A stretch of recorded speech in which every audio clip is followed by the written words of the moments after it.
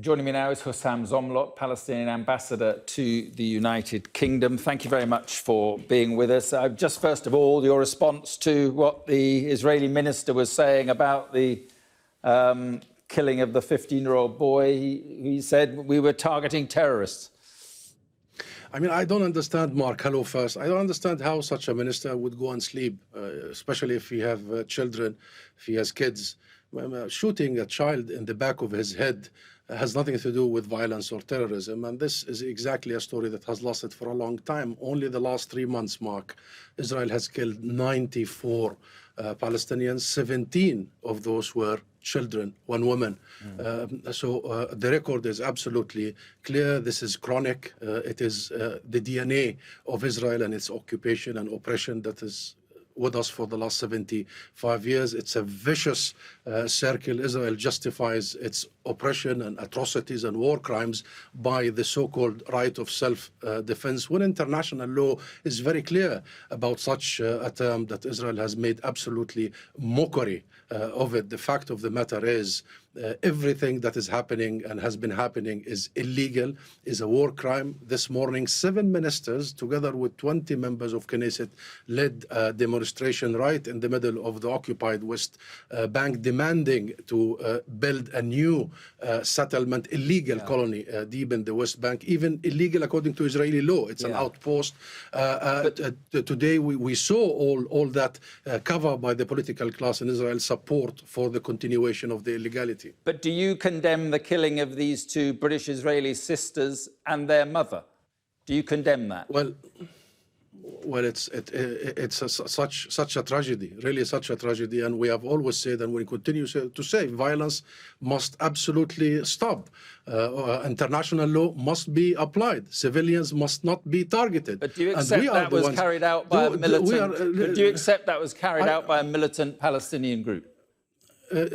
Mark, very genuinely, I don't know, and we don't believe the Israeli narrative. We don't know who did this, as we don't know what happened in Tel Aviv only a couple of days ago with this car ramming thing, and even the Italian embassy now is disputing this and calling for an independent investigation. Why a person would kill a tourist? Who is this person? We don't know. What we know is the organized army, the occupation army that has been killing all these civilians. Just a final point on these sisters and their mother. What does the killing of these 3 people on their way to a hiking holiday, what does that possibly achieve? All this doesn't achieve anything. All this is senseless, but we must focus on the root cause. And, you know, if you're insisting, Mark, on this issue, international law is very clear. And we hope that none of the British citizens or any other civilians would be hurt. This has to stop. But this is an opportunity also, Mark, that the British government issues a clear guidelines for its citizens not to go and live in occupied territories, in illegal colonial settlements, in line with the provision of international law, international resolutions, and the UK policy. Furthermore, the UK would also should ban the settlers, the illegal settlers, from entering the UK and the illegal produce of settlements. So we need to avoid, we don't want to see anybody hurt, Mark. Anybody should not be hurt, and these girls should not be where they are, and they should not have been targeted. Well, let me put what he said about the Al-Aqsa Mosque to you, that he said that police stormed the Al-Aqsa Mosque after hundreds of rioters barricaded themselves in and then threw stones and fireworks and attacked the police. That is what he says. Now, there are other reports that these were Palestinian worshippers, but this is the problem, isn't it? It is one side telling one story, another side telling another story, and then we get the tit-for-tat killings. Where can it end? Where does it end? No. This is the media problem. And I have to say, Mark, I give you the credit. You've been focusing in a very professional way on the situation, but media is not helping. It's fueling. Look at the headline of the BBC when this happened. The headline goes like this: clashes erupt at a disputed holy site. Clashes? People were praying. It was filmed, it was documented. Those are worshippers. And disputed by who? By international law and resolution, disputed by the British government on independent inquiry of commission in 1930, when Britain was in full mandate of Palestine, and the independent commission of inquiry came out with clear definition that Al-Aqsa Mosque is a Muslim site. It belongs to the Muslims. Only Muslims should pray in it. And by the way, Mark, that's why I haven't appeared on BBC for the last few days, and I will not until they correct their editor. It's not complicated. Let's just talk about what can be done, because it keeps flaring up, this violence. The Palestinian president said he would deal with Benjamin Netanyahu, even though he believed he was not interested in making peace.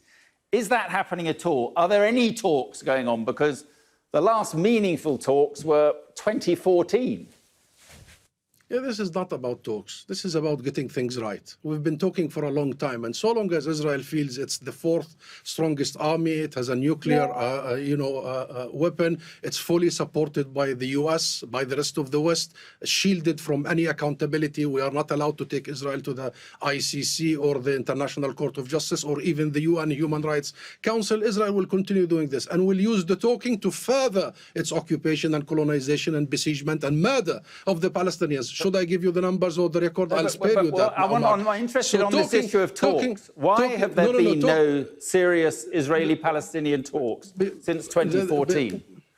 Because we started the talking in the early 90s. We signed the Oslo Accords. We recognized the State of Israel on the 1967 borders. We established the Palestinian Authority to take our full responsibilities under these accords. And you know very well, Mark, what happened during these years. Israel absolutely made mockery, undermined every agreement.